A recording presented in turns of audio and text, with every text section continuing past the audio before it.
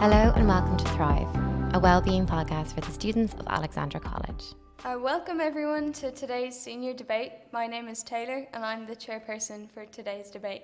The motion before the House this evening is social media is harmful for teens suffering mental health issues like anxiety, depression, etc. Today, Kathy will be proposing the motion, whilst Belle will be opposing the motion. Each participant presents their view for 1 minute and then we'll have a general chit-chat, general discussion about it. So I'd now call on Kathy from the proposition side to open the debate.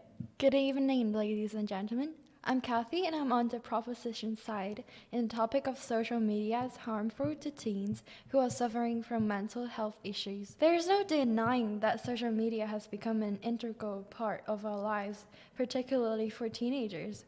However, we have to consider whether social media has a negative impact on mental health of young people. Research has shown that social media use is strongly linked to depression and anxiety among teenagers. Social media can be a source of negative self-comparison, cyberbullying, and information overload, which can incite the symptoms of mental illnesses. Social media can also be a source of misinformation, which can cause confusion and distress for those who are already struggling with mental health issues. And furthermore, social media can be addictive, leading to excessive use that can interfere with a teenager's ability to engage in healthy activities and maintain healthy relationships. Therefore, I propose that we should limit social media use among teenagers suffering from mental illnesses such as anxiety and depression. Instead, we should encourage them to engage in activities that promote mental and physical health, such as exercise,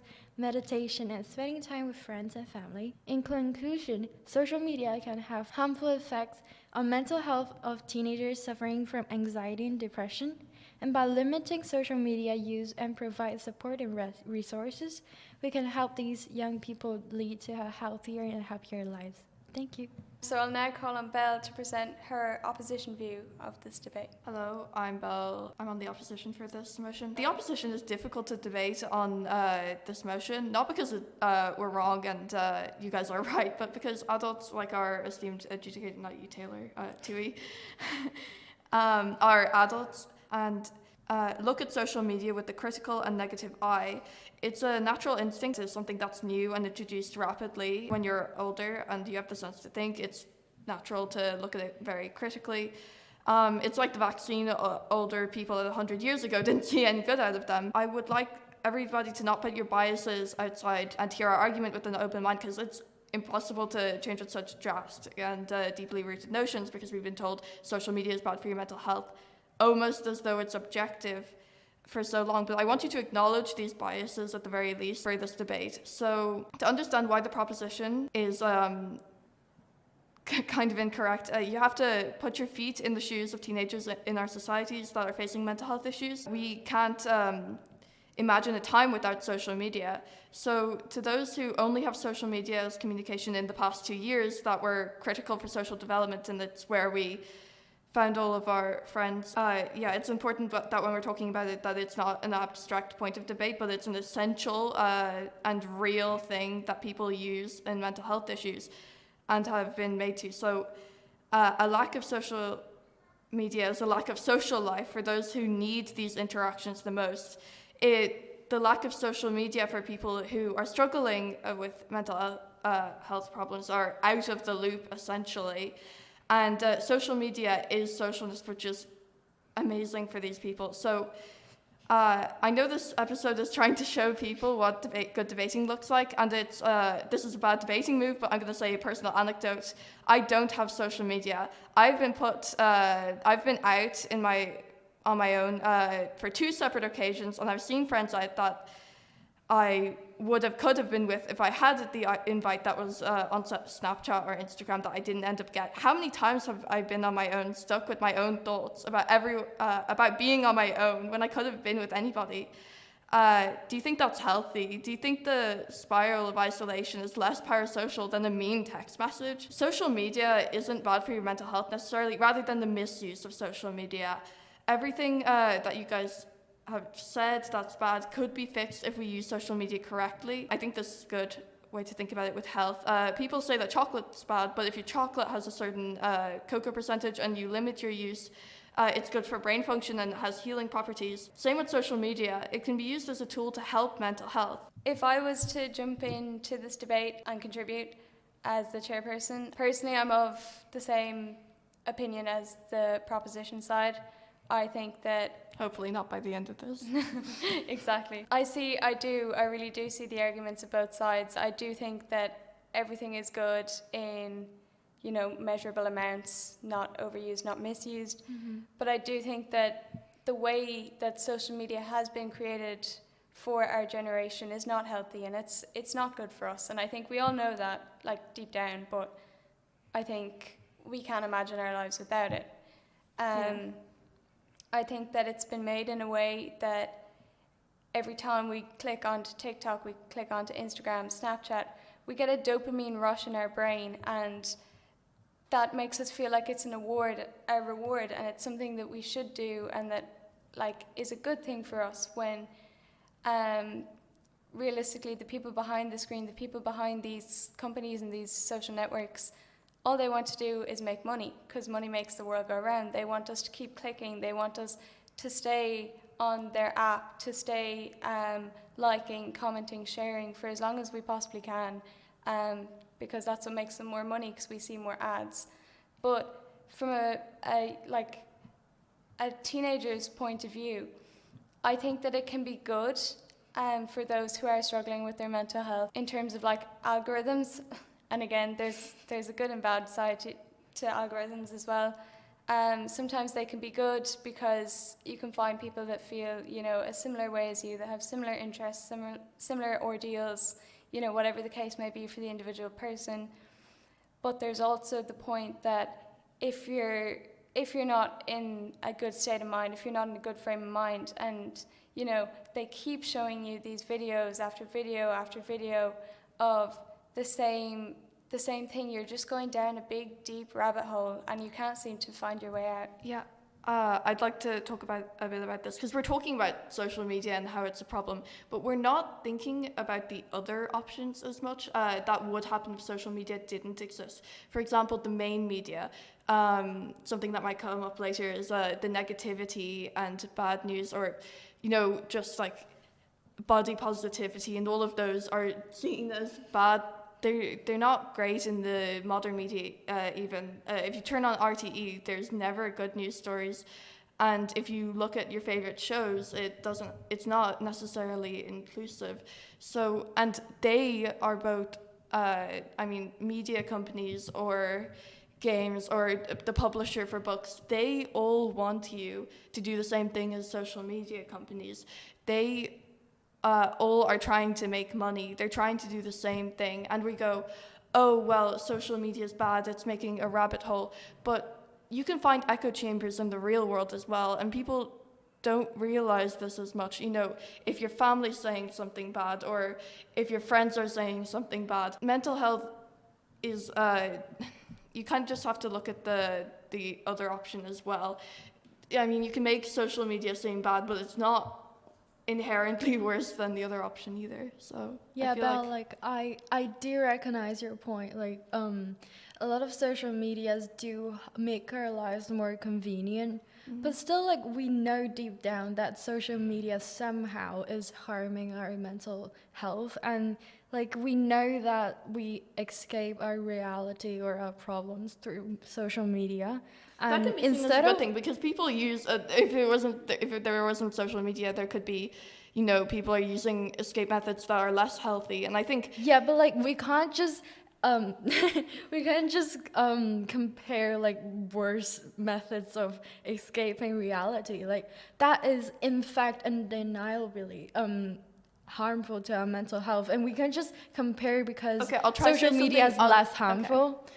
Okay. I'll try to say something in a more positive light, because we've been very critical. So social media is very open to talking about mental health. There's many safe spaces and communities, and there are many people that are talking and very open about therapy. So people going to see therapy as opposed to using bad methods of escapism that people wouldn't have seen. I know a lot of families aren't as our communities aren't as open to therapy or aren't as open, and people don't see that as an option. So knowing this and getting information from many sources is very good. Yeah, That's like positive. I do agree with the constant feeding of information that like we get a lot from it, but also if we're feeling like we're missing out, then we get so distressed. And just like as you said, you don't have social media that makes you feel, oh, I want social media, I want to be involved. That is a type of anxiety. That is what you feel like you're missing out because you don't have social media. So therefore, like whether you have it or not, it just harms your mental health. And also, like I recognize that a lot of people do procrastinate a lot on their like real life work on social media, and they know it, but they can't get out of that loop because of the algorithm and all the reels and stuff. So, well, it's detrimental to the long-term growth. Okay, like, so procrastination.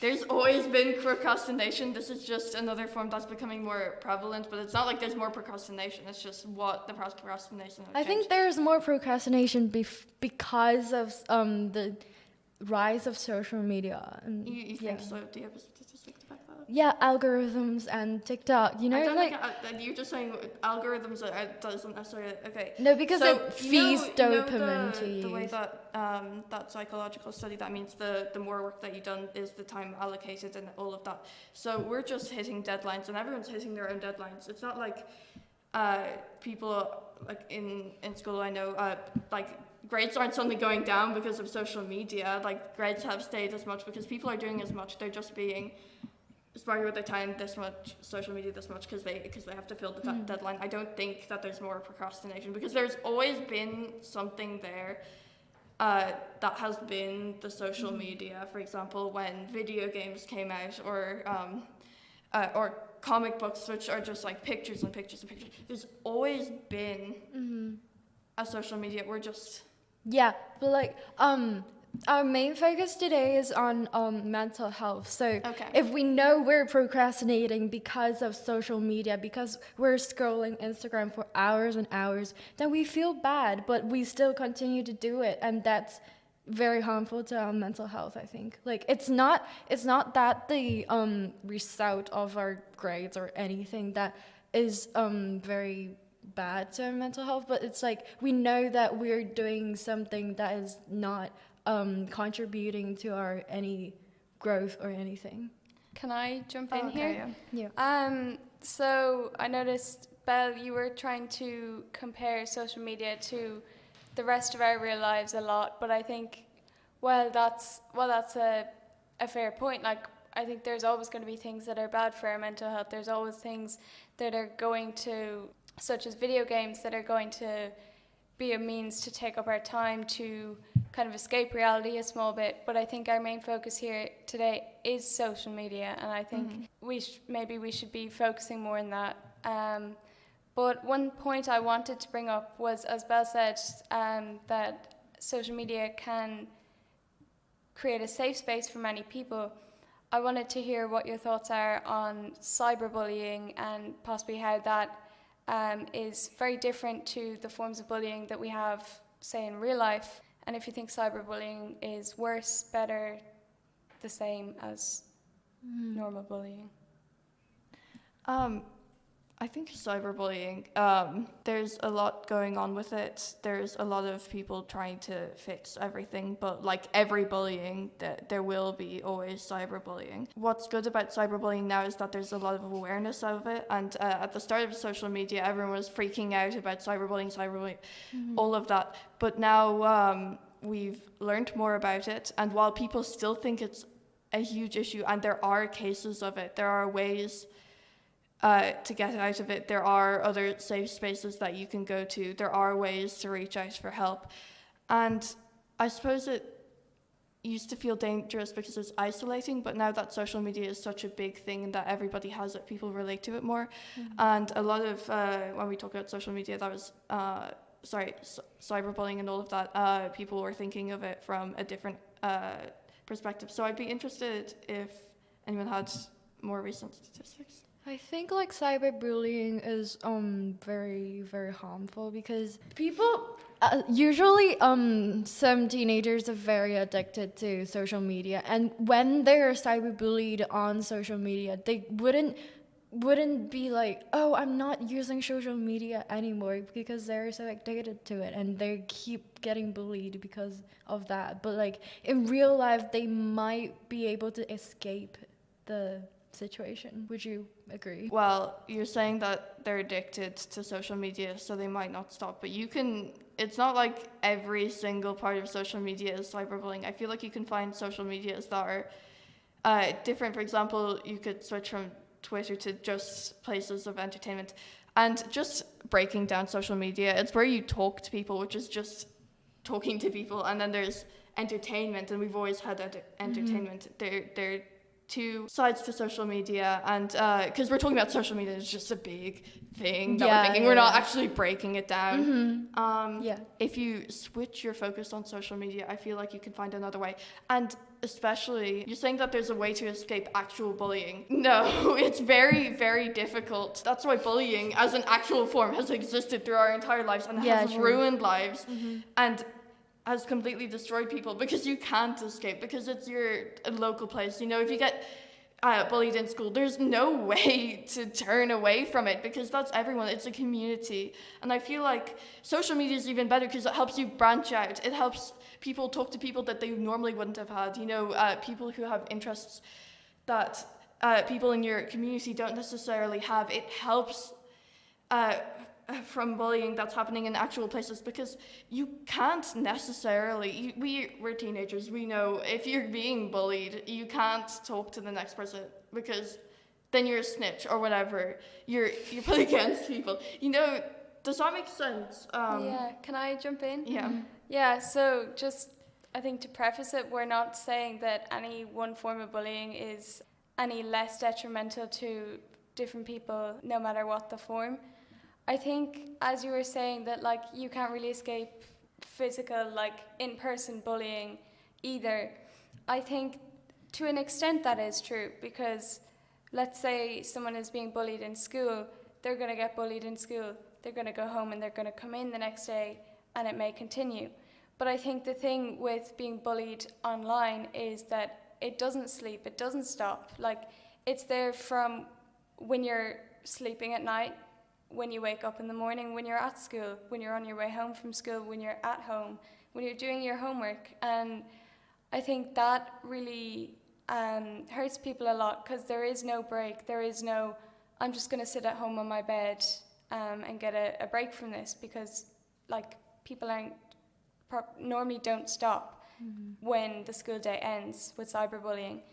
And I think it's also slightly harder to report. Because obviously there are many different types of bullying. You know, physical bullying is probably one of the easiest to report, because people can physically see it. Like emotional and verbal abuse and bullying, like that is something you would have to have maybe a witness or something. You know, people should try and believe you no matter what, because a claim of bullying is something so serious that I don't think anyone should ever use it as a malicious intent. But I think cyberbullying is quite hard to report. Like, well, you can take screenshots and stuff, and you can block people and things like that, but they can always find a way around it. They can create new accounts, it just never stops. And I think that's the one point that people have on cyberbullying, is that it just never sleeps. So I would like to bring up 2 points there. I think there was something that you said, that it's very hard to report.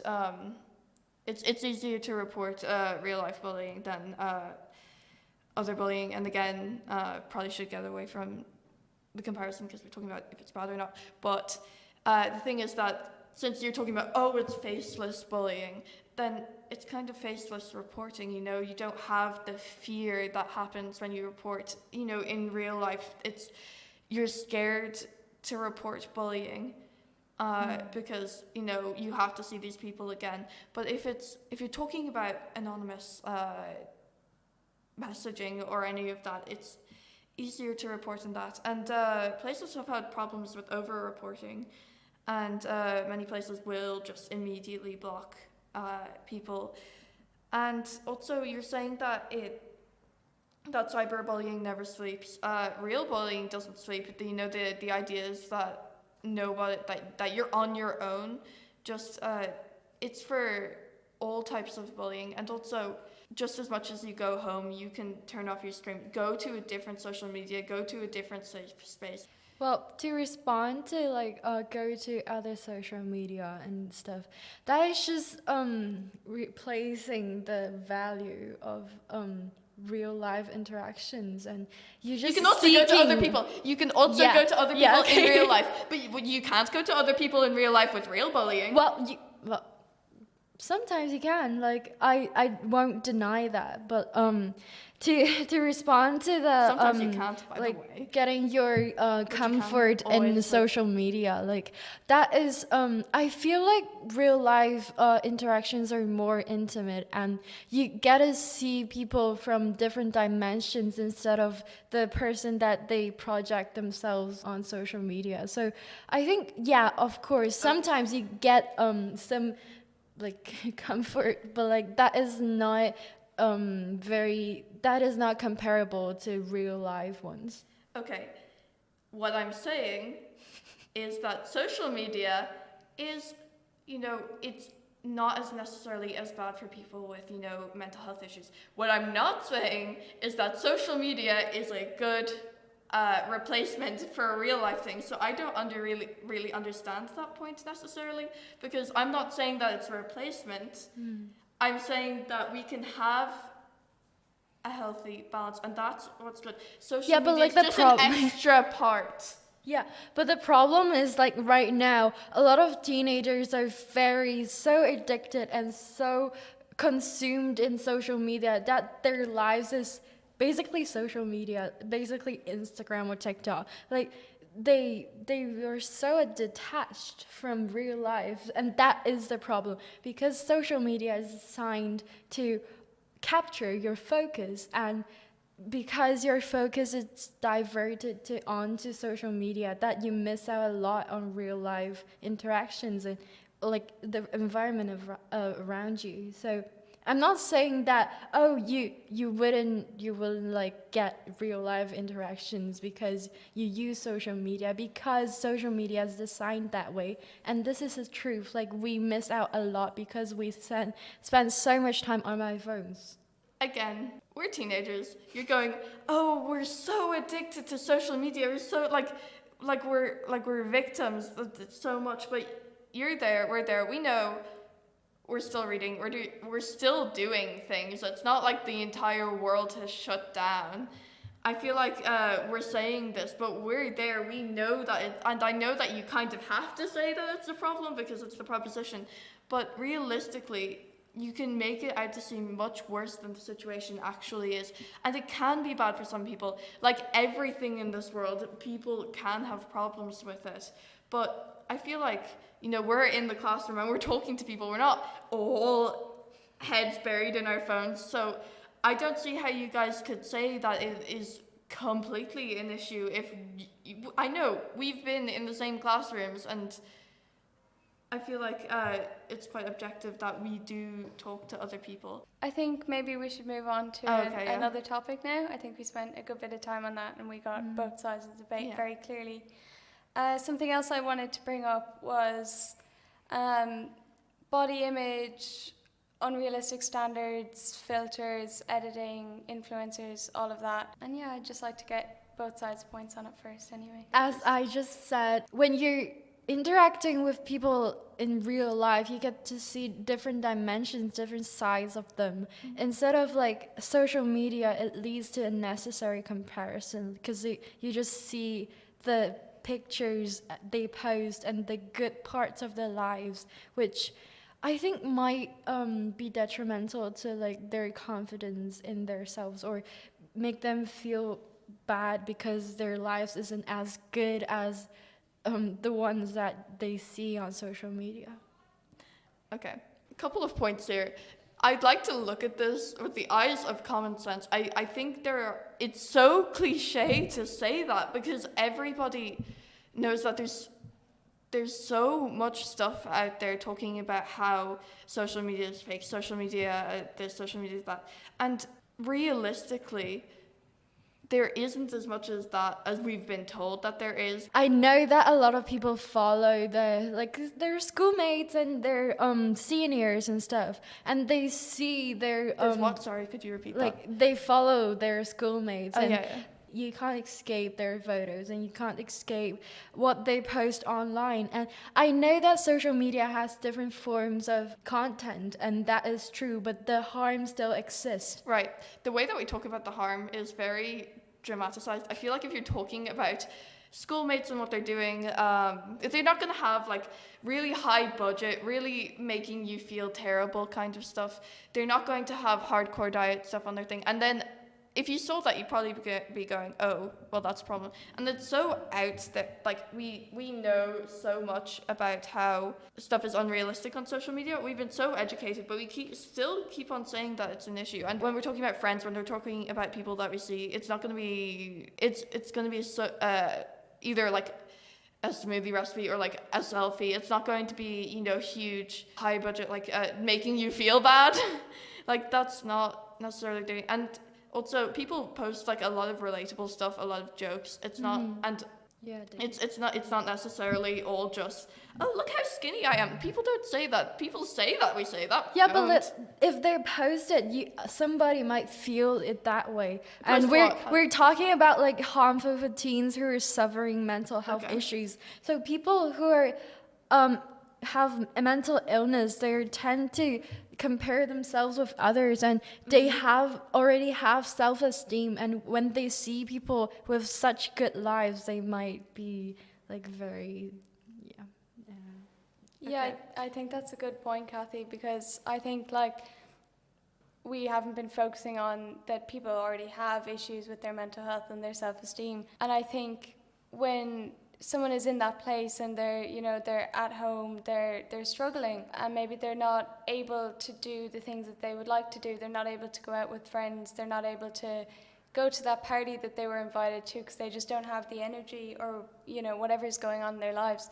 I think seeing everyone that was at that party posting all their pictures, smiling, laughing, joking, having fun with their friends, I think that can make people feel bad on the inside, because they're thinking, I should be able to do that, I should be out doing that, but I just can't. And I think it makes them feel kind of bad about themselves, really. yeah. Okay, right. Without social media, we don't really know what's going on with people's human lives that happens after you go away from school, after work. You don't really after everything.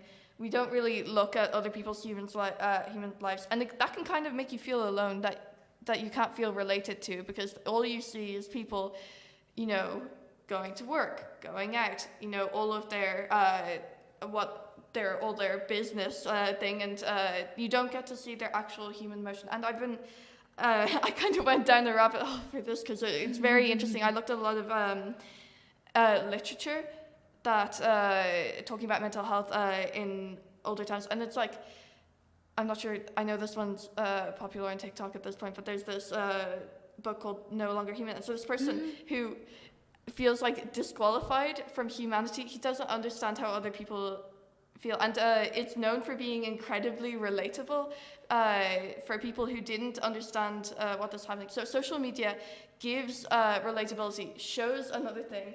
And I think that's so much more powerful than just, missing out on a party. That's one thing, but I feel like understanding humans more and, being able to, know all of that, I feel like that's so powerful. And also, knowing more about, I feel like we've been so critical and negative of social media. We haven't talked about any positives whatsoever. Just like, I knew that book because people were talking about it, because it's been known so more. I learned so much from it. You can learn so much from social media. The actual entertainment that's been given to you, like talking about algorithms, they're terrible, but like it's you get to know so much more about stuff, and it's really high quality what you're looking at, and you learn so much more. So people think, oh, you're spending time on social media. That's assuming that everything is negative for social media, and we haven't been looking at what's actually good, why it's good in the first place, why it exists. So yeah, I do agree with your point with you get a lot of entertainment and you discover really a lot from social media. But my point is that despite there's so many good points of social media, the harm still exists. That you can't just eliminate the harm because they're good points, and you have to focus on both sides. And we're talking about harm for teenagers, and there is harm indeed. And there's also harm in everything. I'm just saying, of by the course. way, we shouldn't eliminate everything because everything has harm. Yeah, so are you agreeing that social media is also harmful to teens? I think it's not necessarily, because I think the positives outweigh the negatives. So I'm not saying there's no negatives at all, but I think there are positives to it. There are ways to escape the negatives. I think there are ways that you can use it to help. So I think depending on how it's used, it's not harmful by definition. It's not immediately harmful. There are ways that you can make it better. And you guys are writing it off going, oh, it's harmful. You're not looking at the positives. And I have been responding to the negatives and acknowledging them. You have not acknowledged a single, you're like, but there's some negatives, so it's completely harmful. I feel like there are positives and there are negatives, and there are ways to deal with the negatives. So I feel like overall that leaves a slightly positive impact. So I would like to ask a question for you. Do you think that social media has no positives? Do you think the negatives can't? I think social media has positives. Yes. You it think does social media have positives? But somebody can't control themselves and can't just determine, like, somebody are just suffering and we have to help them. And I'm not saying that we shouldn't use social media. Like, my intention is to raise awareness on how social media is harming ourselves, and we should use it in a good way, in a, like you said, entertaining way. We have to get support, you know? Yeah. We have to get support through different schools or stuff to help us utilize social media well instead of letting it harm ourselves. Okay, yeah. I love the way that you're talking about raising awareness to the negatives. I love the way that you're saying that there are negatives and that we should deal with them to make social media a better place. However, thinking that there are negatives and hoping to improve is kind of not necessarily your point, because I feel like saying that it's harmful is just writing off so much. So if at the end of the day people aren't necessarily looking at every point and going, oh, who is the winner? Oh, social media is harmful for mental health. That gives it a bad rap. That isn't helping. Okay, so I think we've had a really, really fruitful debate. And I just want to close it off by asking one final question and getting each side's opinions. Do you think there should be more regulation on social media platforms? I feel like there's enough regulation, and the fact that you're comparing yourselves with schoolmates and you can't just regulate that. And I think it's the education on the approach to social media and how to get away from social media when you feel like it's harming you, and that is the right thing to do, to utilize it in the right way. I feel like you were talking about awareness and helping things, and a lot that you're talking about helping and awareness can be fixed with regulation, but for some reason you're saying that there isn't enough regulation. I feel like a lot of I feel like a lot of cyberbullying can be fixed with the regulation, and social media is still new.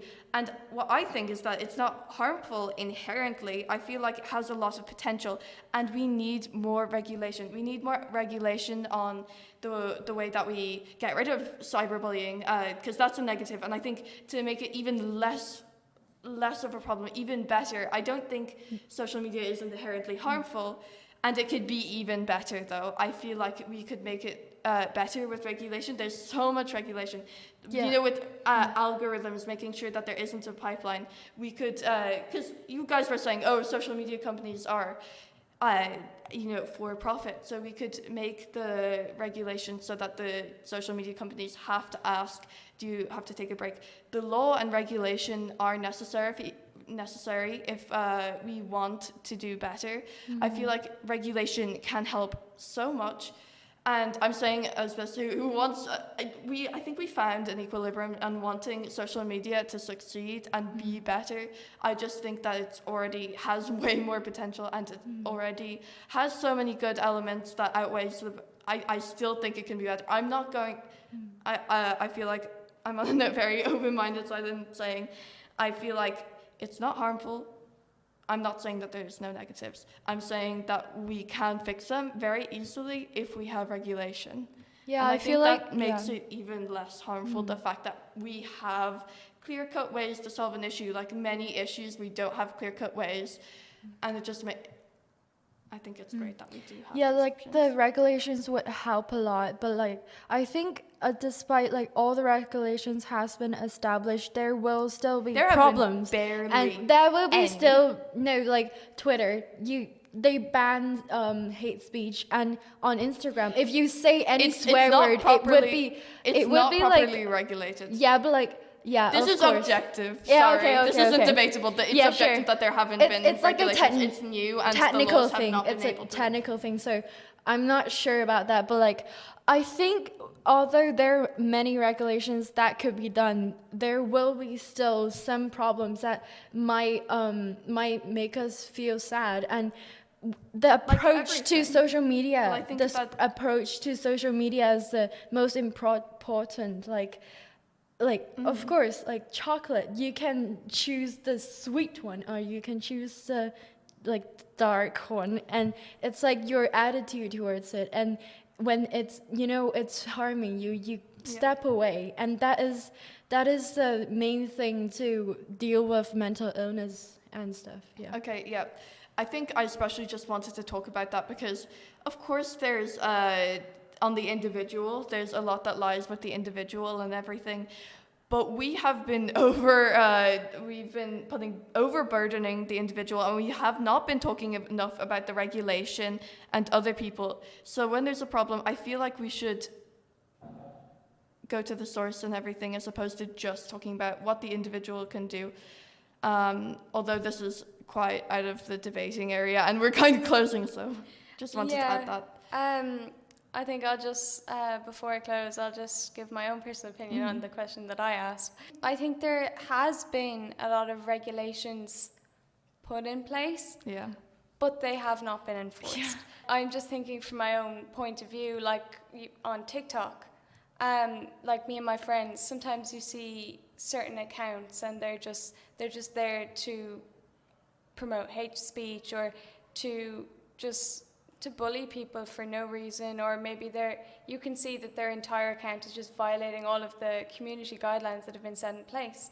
And so there is that space to report them. But only 1 in like 500 of the reports actually like get taken into account. The rest of them, it's just like, oh, there's no community violations, guidelines violations. But, even though there is. But I think there is. And I think that's something that lies with the company and the law. And I think a lot more needs to be done on that to ensure that it is a safe place and that we can use it for good. Yeah, can I just say one last thing? Okay. It's frustrating that nothing is being done with the law and the companies and everything that needs to be done, because it's really giving social media a bad rap, something that has potential. And I think nobody in this room disagrees that social media has potential, and it's frustrating that people think that it's so bad when these can be fixed if the law and if it was used properly by everyone, it could be great. Which is very frustrating that it's so easy to fix, and that's why I don't think social media is completely harmful, because you can easily fix it. So I'd just like to, easily fix it if you put in the law. I feel like all of that. I think we don't want to drag social media too much we want better for ourselves and for the younger generations that will be the next teenagers and will be using social media. So with that, we're going to leave it up to you, the listeners, to decide which side of the debate you thought was the best, objectively, because I know we all have bias, but you have to try and look at it from a standard of debate point of view. So I hope everyone enjoyed listening. I hope everyone has a good day. And yeah, would like to hear your thoughts. Bye, guys. Bye.